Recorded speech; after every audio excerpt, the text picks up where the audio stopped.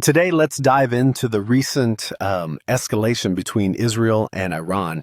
The news has been intense lately. Absolutely. The direct attacks and counterattacks really mark a new chapter in their long-standing rivalry. It's rare to see both countries striking at each other so openly. Do you think this signals a bigger regional conflict? It could. Historically, most of their clashes were indirect, through proxies. Now it's more overt, which is alarming.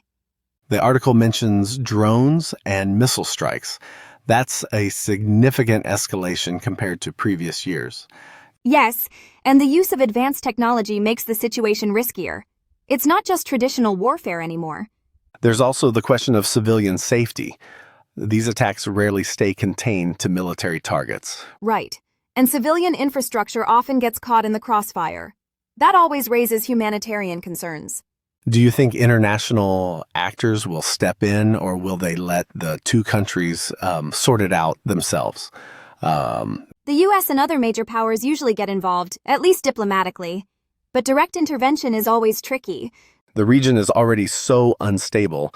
Any miscalculation could potentially drag in neighboring countries. Exactly. It's like a domino effect. Once one falls, others can easily get pulled in. I wonder how both countries' populations are reacting. There must be a lot of anxiety and uncertainty. For sure. People on the ground often pay the highest price, even when decisions are made far away from them. The article points to cyber attacks as well. That's another modern front in this conflict. Cyber warfare is huge now. Attacks on critical infrastructure can be just as damaging as physical strikes. In some ways, it's even scarier. You can't always see or predict a cyber attack coming. And attribution is tough. Sometimes you don't even know who's behind it until much later. It makes me think, are we heading toward a new type of warfare where physical borders matter less? Possibly. Technology blurs those lines.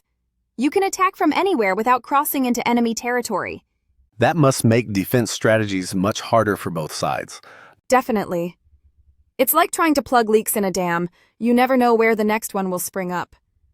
Do you think there's any chance for de-escalation at this point? It's tough. Both sides seem entrenched, and neither wants to appear weak. But pressure from the international community could help. Sanctions and diplomatic talks have been tried before with mixed results. True, but sometimes even small steps can prevent things from getting worse. It's about buying time for cooler heads. I'm curious about the regional responses. Countries like Saudi Arabia and Turkey must be watching closely. They are. Any shift in the balance of power affects the whole Middle East. Nobody wants to be caught off guard. The article highlights that energy markets are already reacting. Oil prices tend to spike with these kinds of tensions. Energy security is a real concern. Even rumors of conflict can have real economic impacts globally.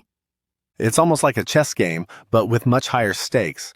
And sometimes the pieces move themselves. That unpredictability is what worries analysts most. Speaking of unpredictability, do you think there's a risk of nuclear escalation? I hope not. Both sides know that would be catastrophic, but the risk is always there when tensions run high. The international nuclear agreement with Iran has been shaky. Does that play into this? Absolutely.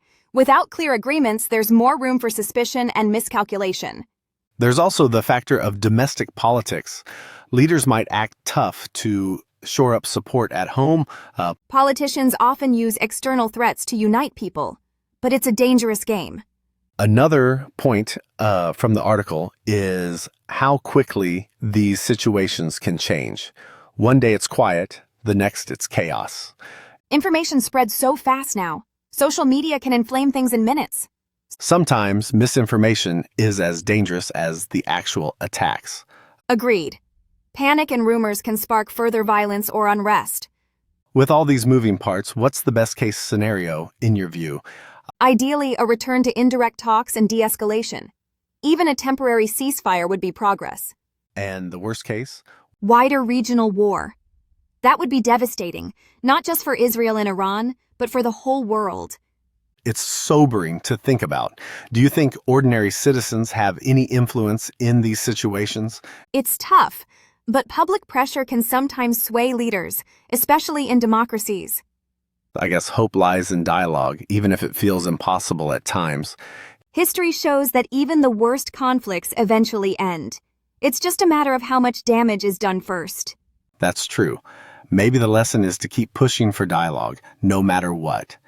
And never underestimate the power of small steps. Peace often starts with the smallest gestures. Well, this has been a heavy topic, but it's important to keep discussing it. Absolutely. And for our listeners, what do you think? Is there hope for de-escalation? Or are we heading toward something bigger? We'll keep following the story and bring more updates as they come. Thanks for joining us today. And remember, sometimes the world's biggest changes start with a conversation. Stay tuned and stay informed.